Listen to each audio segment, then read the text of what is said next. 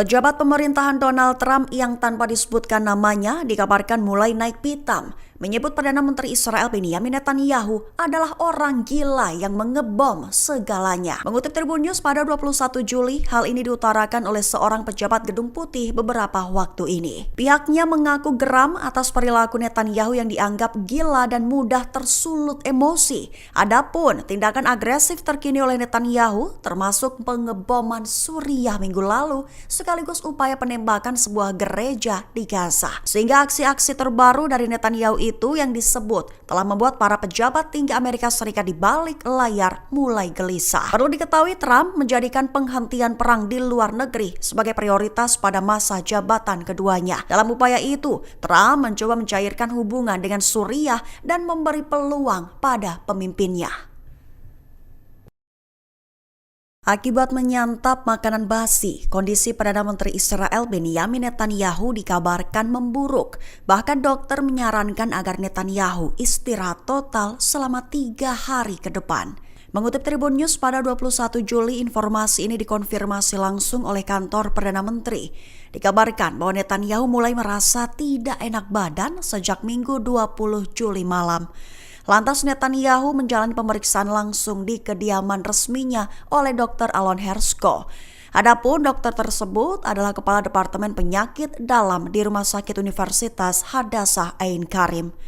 Hasil pemeriksaan menunjukkan Netanyahu menderita radang usus disertai dehidrasi ringan. Itu yang diduga disebabkan oleh makanan yang telah basi. Sehingga untuk menstabilkan kondisinya, Netanyahu telah diberikan infus cairan. Tim medis juga menyarankan agar ia menjalani istirahat penuh selama 3 hari ke depan. Selama masa pemulihan, Netanyahu diminta tetap menjalankan tugasnya dari rumah sakit demi menjaga kestabilan pemerintahan. Hamas mendeklarasikan pernyataan terbaru pada Minggu 20 Juli 2025. Skakmat Perdana Menteri Israel Benjamin Netanyahu sebagai penjahat perang yang melakukan genosida perlahan. Mengutip Tribun News pada 21 Juli, hal ini diutarakan Hamas merujuk pada bertonton bantuan yang menumpuk di Rafah.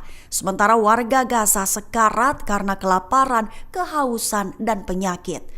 Hamas mengecam keras tindakan Israel yang terus menghalangi masuknya bantuan kemanusiaan ke jalur Gaza.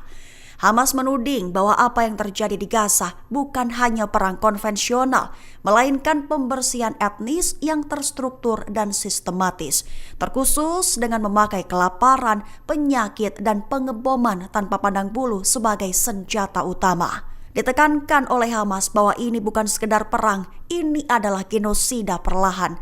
Dunia diklaimnya telah menyaksikan dengan mata terbuka ketika satu bangsa dihancurkan secara sistematis. Dengan begitu, Hamas mendeklarasikan bahwa Netanyahu adalah penjahat perang yang bertanggung jawab atas pembantaian dan kehancuran yang terjadi sejak Oktober 2023. Pemimpin gerakan Ansarallah Yaman Syed Abdul Malik Al-Houthi mengklaim akan menerjunkan pasukan beri dukungan multidimensi ke Gaza, menegaskan bahwa Yaman akan terus melawan para tirani Amerika Serikat dan Israel. Mengutip Al-Mayadin pada 21 Juli, hal ini diutarakan oleh Al-Houthi dalam pidatonya pada Minggu 20 Juli 2025. Awalnya ia mengutuk tidak adanya tindakan dari negara-negara Arab dan Islam di tengah bencana kemanusiaan yang terjadi di Gaza.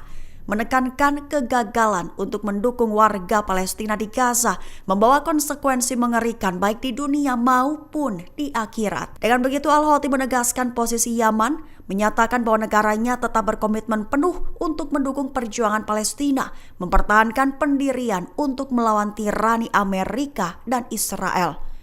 Ia menambahkan bahwa Yaman akan terus memberikan dukungan multidimensinya terhadap Gaza, terkhusus melalui operasi militer, mobilisasi rakyat, dan upaya perlawanan komprehensif. Gelombang serangan menghantam pantai barat Yaman pada Senin 21 Juli waktu setempat. Serangan di Yaman terjadi tanpa peringatan, sementara Ansarallah Houthi mencoba menangkis gempuran. Mengutip Al-Mayadin pada 21 Juli, hal ini dilaporkan oleh media Israel beberapa waktu ini. Serangkaian serangan mendadak mengguncang pantai barat Yaman, termasuk wilayah Hudaidah tanpa peringatan. Putaran serangan terbaru ini dilaporkan terjadi tanpa peringatan evakuasi sebelumnya dari juru bicara militer Israel.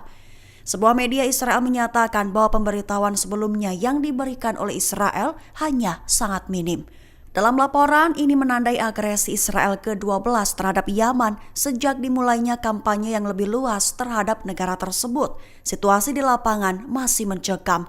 Warga sipil mulai mengungsi sementara Houthi menyatakan siap membalas dengan kekuatan penuh. Iran, Rusia, dan Tiongkok akan bertemu pada Selasa 22 Juli untuk membahas program nuklir Teheran, sekaligus membahas resiko sanksi yang diberlakukan kembali di bawah mekanisme snapback Perserikatan Bangsa-Bangsa. Muncul pertanyaan, apakah ini cara Rusia dan China terang-terangan bela Iran? Mengutip Al Arabiya pada 21 Juli, hal ini dikatakan oleh juru bicara Kementerian Luar Negeri Iran Esmail Bagei. Perlu diketahui sebelumnya, Inggris, Prancis, dan Jerman yang biasa dikenal dengan E3 telah mengancam akan mengaktifkan kembali sanksi internasional jika tak ada kemajuan nuklir Iran hingga akhir Agustus. Menanggapi itu, Iran bersama dengan Rusia dan Tiongkok akan bertemu pada Selasa untuk membahas program nuklir Teheran dan resiko sanksi PBB. Selain itu, juga akan menggelar perundingan dengan E3 dan Uni Eropa pada Jumat 25 Juli di Istanbul. Teheran juga menuntut penjelasan karena negara-negara tersebut bungkam terhadap agresi Amerika Serikat dan Israel. Sementara itu, Iran menegaskan tak ada rencana melanjutkan negosiasi dengan Amerika Serikat setelah 5 putaran pembicaraan tak langsung sebelum serangan Israel bulan lalu. Kapal Rusia menuju perairan Teheran pada Senin 21 Juli 2025 dan pesawat kargo mulai berdatangan. Apakah Rusia mulai terang-terangan terjun ke zona konflik Iran? Mengutip Tasnim pada 21 Juli, kapal Rusia yang tiba di Laut Kaspia adalah kapal SB-738. Tujuan datangnya kapal Rusia diketahui untuk latihan bersama dengan nama sandi Kasarex 2025. Latihan ini diikuti oleh prajurit dari Angkatan Laut Iran, Angkatan Laut Korps Garda Revolusi Islam, Komando Penegakan Hukum Republik Islam Iran, dan Angkatan Laut Federasi Rusia. Latihan ini juga akan melibatkan pengamat dari sejumlah negara pesisir Laut Kaspia. Sementara itu, sejak 16 Juli lalu, pesawat kargo Rusia terus berdatangan ke Iran. Bahkan, pesawat kargo Rusia lainnya telah mendarat di Iran dalam waktu kurang dari 2 hari sejak kedatangan pertama.